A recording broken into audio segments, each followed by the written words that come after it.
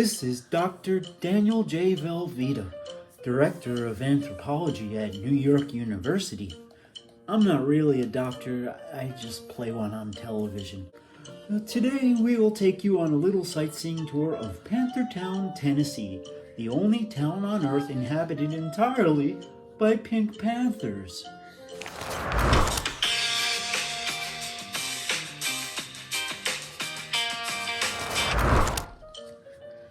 Panthertown, USA was discovered on September 8th, 1774 by Lobo Cornelius I. It was in Tennessee, 37122. The elevation of Panthertown is 215 feet. The population of Panthertown is 3.3 million. Here is the flag of Panthertown. The national bird of Panthertown is a roseate spoonbill, and the national flower is violets.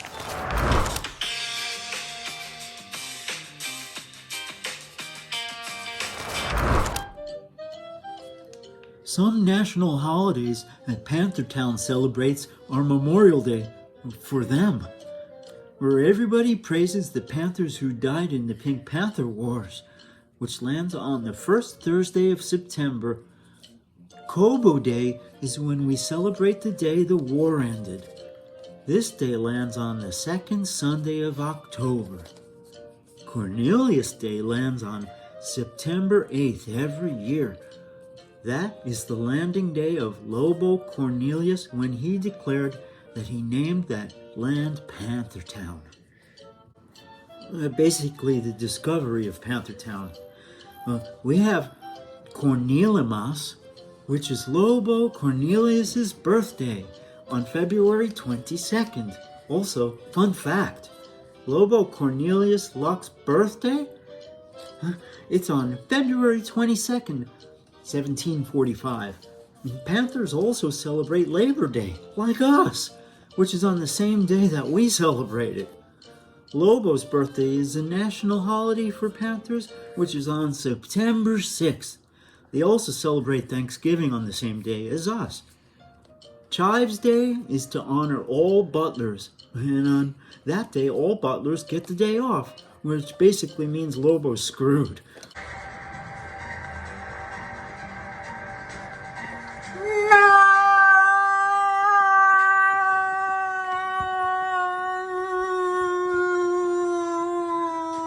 And Election Day is celebrated, but on a different day. It lands on the second Thursday of September. The first four Panthers to discover Panthertown were Lobo Cornelius Luck I, Liberty Luck II, Libby Luck III, and last, Lobo Lambal Luck IV. That's the Lobo you know. And Lobo's dad, Steve, was too lazy and drunk to even care about Panthertown.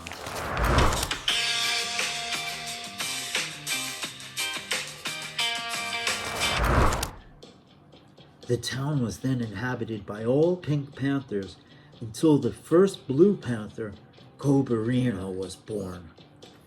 Cobarino recruited more and more blue panthers, turning them all blue, as he slowly built his evil blue army.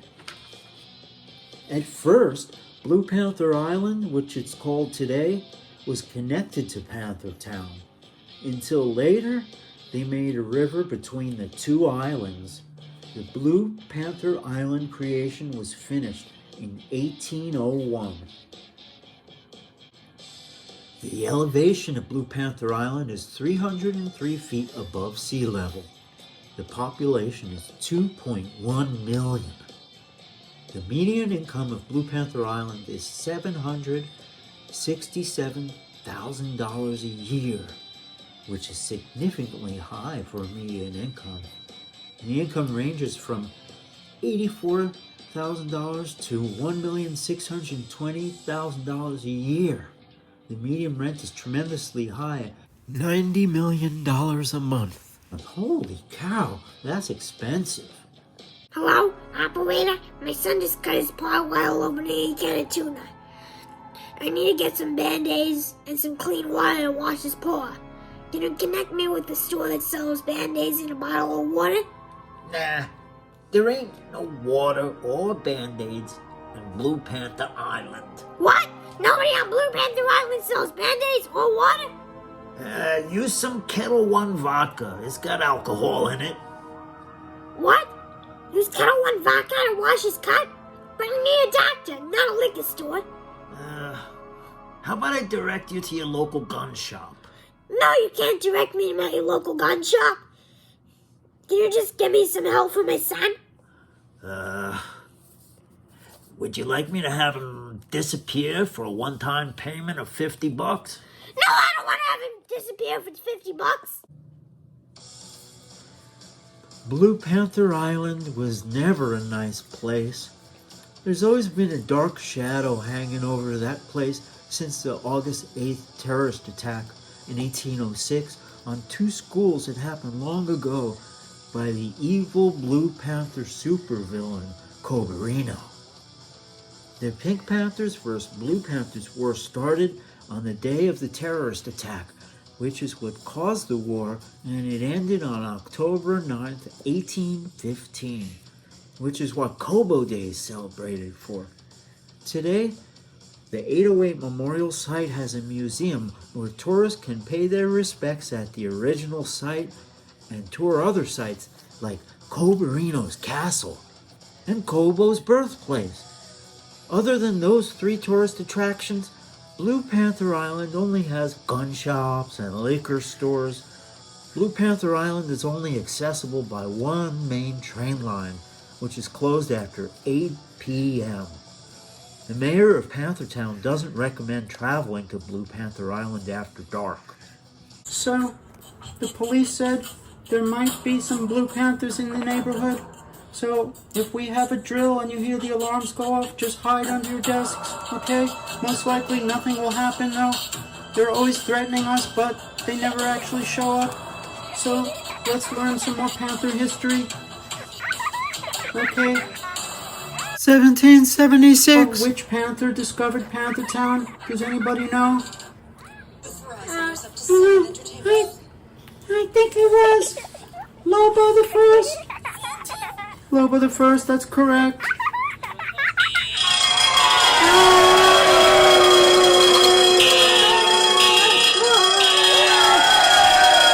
Get under the desk. It's a Blue Panther.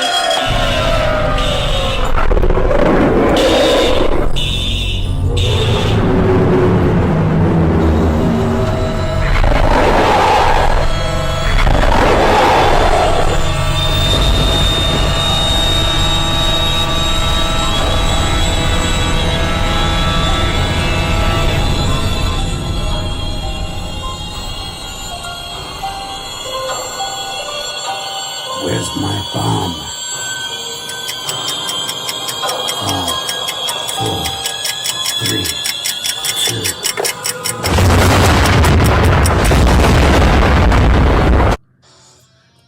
Crime and corruption was an everyday thing on Blue Panther Island. The Pink Panther community was still in shock from the last Pink Panther War, and they didn't exactly know what to do with the few remaining Blue Panthers in Panthertown. So they got them all together and put them on this little island out of the way where they couldn't bother anyone. Most of Panthertown was quite different. P-Town, as the locals call it, was a wonderful place to live. From the great strawberry farms in the northern hills of the countryside to the tallest skyscrapers in Panthertown, the Burj Libita, named after Lobo Luck's grandmother, Liberty Luck.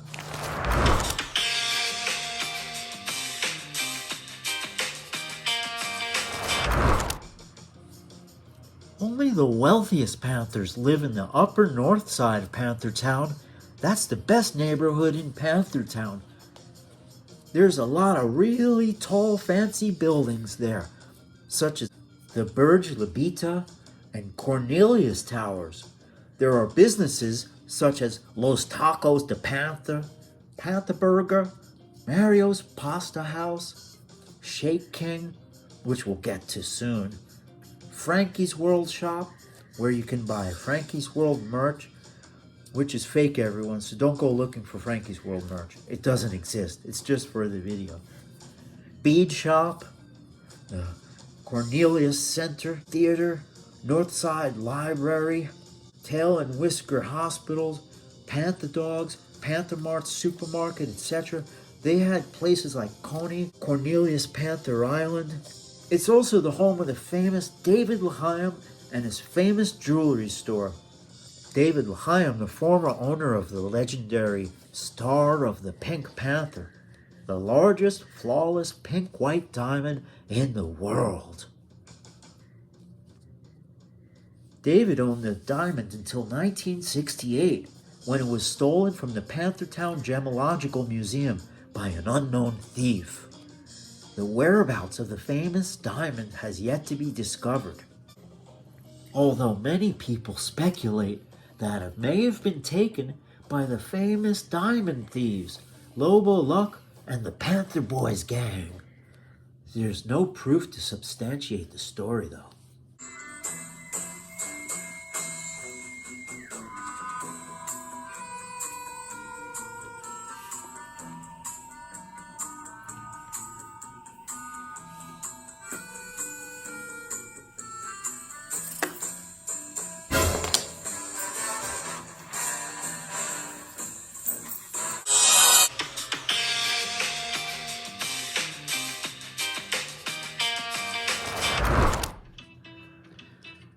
The elevation of the upper north side is 253 feet above sea level. The population is 726,000.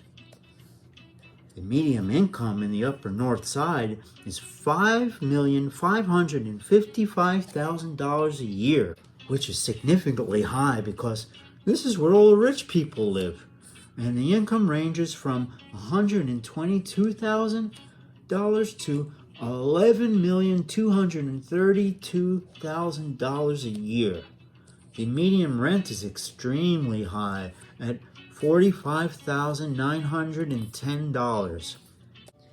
The most famous resident of Panthertown's upper north side is Lobo Lambal, who owns a 10,374-room mansion, Loboland, by the historic Cornelius Center Theater. Lobo's mansion holds the record for the most rooms ever built in a single building. According to Lobo, they're planning on building an additional 4,000 rooms. Some of her rooms include her hell room, her arcade, money vault, teleportation and time machine room, disco room, auditorium, her balcony that's 8,000 feet above ground, where you can see sunset and drink champagne. The best place in Lobo's house is her balcony. Chives, gonna have my champagne on the terrace. How about this wonderful view? Let me have a sip of the champagne. 200 years old. Smells delicious.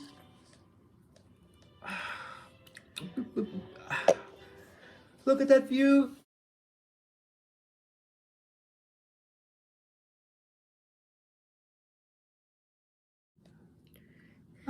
The sun's coming down. So beautiful. Reminds me of Paris.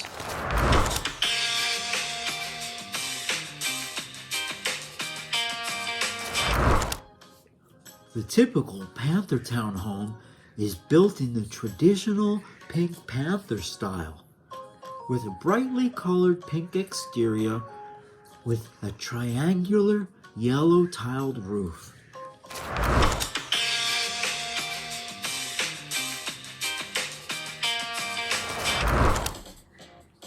There are some stores you might find all over Panthertown. Some typical chain stores you might commonly see are Mumble's Pizza. Pink Panthers like their slices big, sloppy, and dripping with orange pizza grease. They like the slice to be extra large and hold the handle so that when they sit down next to someone on the train, it drips on their neighbor's lap. This might sound strange to you, but it's a traditional way to eat pizza in Panthertown, USA, so don't be afraid to join in the fun. I'm told the secret to Mumble's pizza deliciousness is in the cheese itself. I'm here with Marty Mumbles Chudowski, the king of the sloppy slice. We're gonna have an interview with him. Mumbles? Oh, you've got an interesting look there, huh? Did you wear that black hood just for us? Or is that a all the time kind of thing?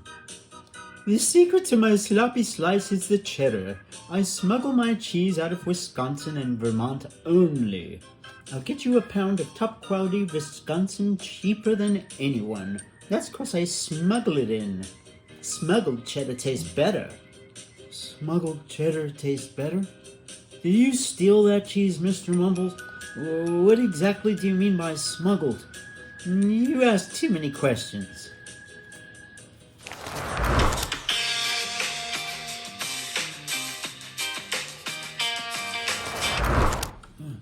Another thing that Panthers really love, they're crazy about Panther shakes. The recipe is simple. You just need fresh strawberries, honeydew, and cantaloupe with some ice cream. That's the Americanized version of the Panther shake. Mwah, gorgeous. I was told the actual recipe when I visited Panthertown is a little bit different. The biggest chain in Panthertown is Shake King. According to Yelp, they make the best Panther shake in town.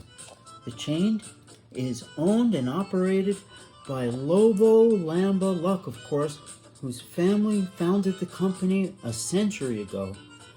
I'm here with Mr. Luck to ask her exactly what is in a Panther shake and why Shake King's Panther shakes are so successful. Yeah. I have 3 miles of strawberry farms in the northern hills near the base of Mount Cornelius, and there's a strawberry park in Midland Panthertown. They're all a special breed of strawberry I call the King Colossus. One of them is dedicated to Shake King. They contain 3 times the sugar content of a regular strawberry, and they have a special antioxidant powers that make them the most efficient superfood on the planet. I had a team of genetic engineers collect samples of berries from all over the planet, and after 6.5 years of research by my team, they've come up with the perfect strawberry, and in 12 years they were able to make over 8,000 clones of the perfect strawberry per year. My head of research and development department, Frank Berenger, will explain to you why the King Colossus is so important in making the perfect Panther shake. Good evening, Daniel. Thank you, Mr. Berenger. Can you tell us how to make an authentic Panthertown Panther shake?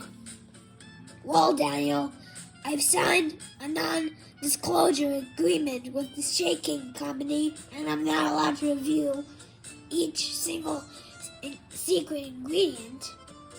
But I guess I can tell you the way to make a typical Panthertown Panther milkshake. I'll teach you how to make it the authentic way. Cool. Alright. First, it starts off with a good strawberry. Big Panthers generally start with a larger organic strawberry and take a large handful of them and put them in a blender. And then we add 2 tablespoons of strawberry rose syrup. It's available at any Panthertown grocery store. 1 tablespoon of honey, 4 tablespoons of salsa, and 1 scoop of strawberry ice cream. Blend everything together and serve it in a large champagne glass. Whoa, that's cool. That sounds amazing. Except I can't get that ice cream or that syrup stuff in my town. Well, you can always stop by at Shake King, one of 36 locations across Panthertown. Oh, thank you, Frank. You heard it, people. Doesn't it sound delicious? Oh, man, Lobo owns Shake King, too?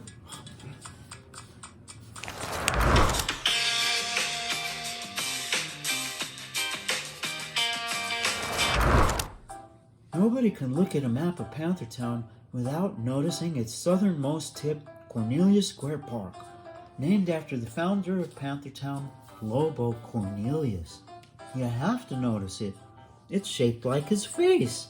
Lobo Cornelius's nicknames are Lobo the First or Elsie.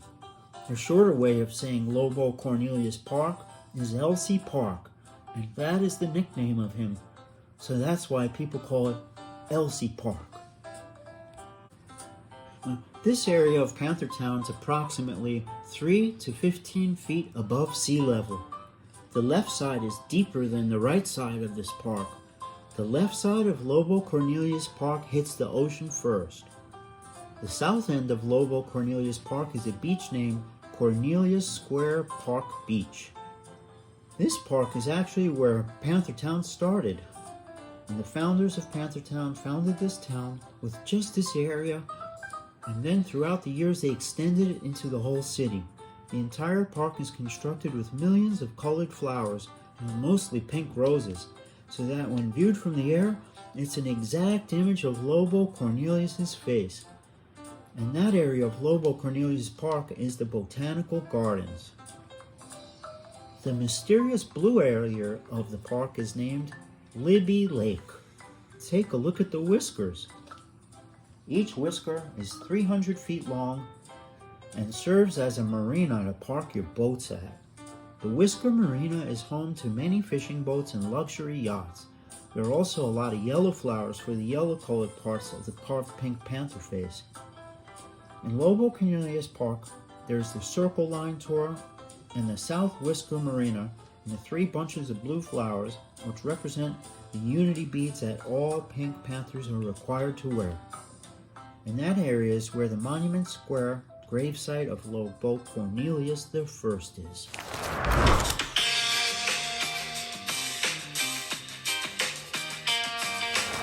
There's a lot of fun places to go in the downtown area of Panthertown. Downtown is where you can find all the fun, and it's where the tourist attractions are. There are places such as Pink Tail Ice Cream, Panther Gaff, which is a clothing store, Longtail Snow Globes, David Lahaim's Champagne Shop, Baskin and Panthers, First Bank of Panthertown, Panther Donuts, Scarlet Begonias Hotel, and Pink Berries Yogurt. They also had stores like Starbucks, Walgreens, but they had Panther versions of those stores, where they have things you'd see in the Panther drugstores or Panther coffee shops.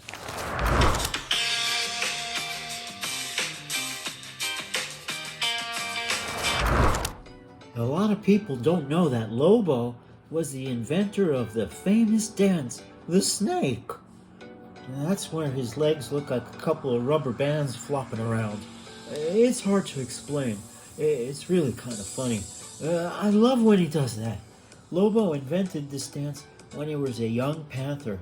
He hung out at a club called Rubber Legs. Well, they named it after Lobo. It used to have a different name years ago. And they had another nightclub in downtown Panthertown called Tails 1981. But right now we're going to focus on Rubber Legs, which is around for way longer. I've got Lobo and Frank here at the site of the original club, Rubber Legs.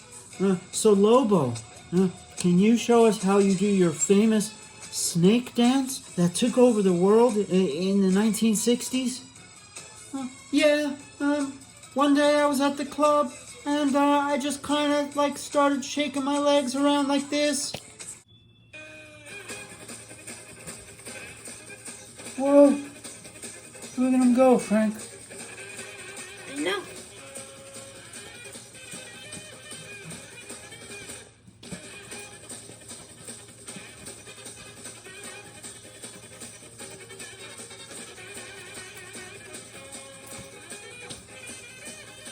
Look at him go. Faster, Lobo, faster. I'd like to see that. Whoa, where those legs go, Frank?